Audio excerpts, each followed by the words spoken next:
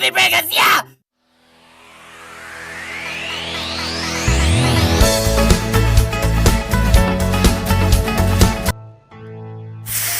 Nasionalisme terkikis pragmatisme bernegara, patriotisme tergerus kebutuhan ekonomi, dan nation interest ditenggelamkan oleh globalis cabal. Trump itu jelek-jelek begitu membangkitkan nasionalisme, membangkitkan deglobalisasi, dan patriotisme di banyak negara, termasuk Amerika tentunya, dan juga kaum Sontoloyo, sahabat Bosman. Idenya Trump menyadarkan bahwa kekayaan nasional itu sangat berharga nilainya, jangan dihambur-hamburkan ke asing. Lalu, pemerintah saat ini menerbitkan sebuah undang-undang sapu jagat yang niatnya baik tentunya. Namun menurut ilmu saya yang cetek ini, Omnibus Law tumbuh baik harus dengan kondisi tertentu atau di lahan tertentu. Harus ada prerequisite atau persyaratan yang harus dipenuhi untuk tumbuhnya Omnibus Law dengan baik, terutama produk yang akan menghasilkan hard currency. Kita paham niatnya, Omnibus Law adalah meningkatkan ekonomi Indonesia dengan meningkatkan investasi asing mudah masuk di Indonesia dengan FDI. Salah satunya, kita saat ini diharapkan menyelesaikan ribetnya banyak peraturan di daerah dan juga di peraturan pusat. Dan yang paling cepat adalah semuanya dipusatkan ke pusat sehingga daerah jadi simpel. Yang kita terus pertanyakan bukan Omnibus Law-nya, tetapi platform berpikir untuk membuat undang-undang tersebut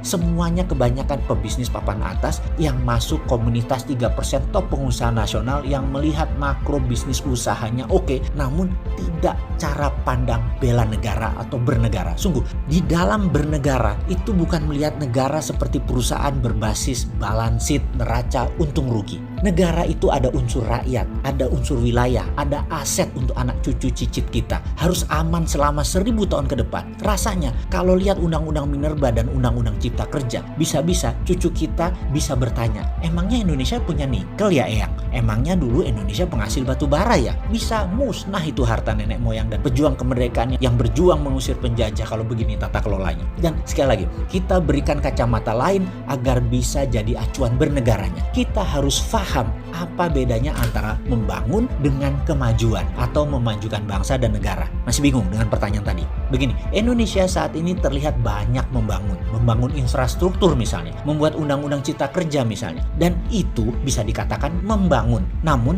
jangan sahabat bilang bahwa membangun itu bisa memajukan Indonesia. Belum tentu. Ya, Sontoloyo kamu, itu pasti ada di benak banyak sahabat saat ini. Bukankah tujuan membangun infrastruktur dan undang-undang Cipta Kerja adalah untuk kemajuan ekonomi? Demikian pasti ada sahabat yang berargumen. Apa jawaban saya? Iya, tapi belum tentu begitu. Kita harus melihat bagaimana dalam tanda petik cara Indonesia membangun dan dengan siapa dalam tanda petik membangunnya. Kita jelaskan sedikit pengandaian. Jika dalam rumah tangga, katakan Anda memiliki penghasilan 10 juta dalam 1 bulan. Lalu Anda mau membangun kamar tambahan dan ingin membeli 1 mobil lagi untuk kebutuhan keluarga. Anda menggunakan kartu kredit atau meminjam ke bank. Intinya Anda memakai uang orang lain di dalam membangun. Apa yang kamu lakukan dengan pendapatan tetap tadi yang 10 juta tadi? Anda tahu sekali bahwa uang bulanan tadi hanya bisa untuk membayar cicilan. Pokoknya tidak bisa. Pokoknya harus dari bisnis yang jalan. Dan Anda berharap kamar tadi Anda akan sewakan atau Anda akan koskan dan mobil tadi diusahakan ke GrabCar atau GoCar untuk menjadi bisnis online transportation. Bagus bukan rencananya? Perfect ya? Tapi bisnis bukan matematis. Apa yang terjadi kalau tidak ada yang menyewa kamar tersebut sebagai kos-kosan?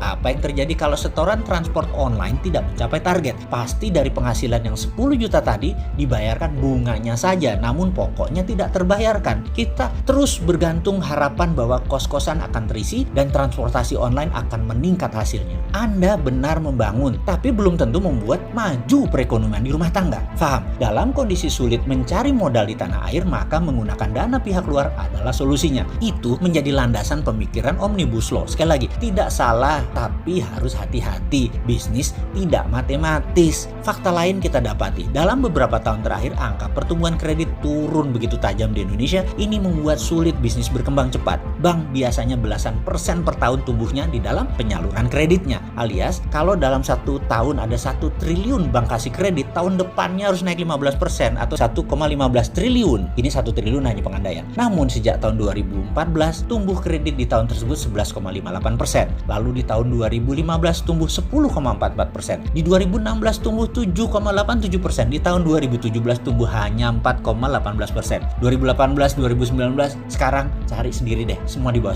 10%. Di sebuah syarat ekonomi tumbuh di atas 7% seperti cita-cita waktu kampanye dulu yang sengaja tidak diingatkan lagi untuk pertumbuhan ekonomi nasional, maka kredit yang dikucurkan harus double, minimum 15%. Jadi keberhasilan pembangunan infrastruktur misalnya jadi tidak menunjukkan kemajuan. Lihat hasilnya, Indonesia saat ini apa? Resesi. Dan bisa-bisa kuartal ketiga juga masih minus. Dan amit-amit jangan sampai kuartal 4 juga minus. Oh lupa.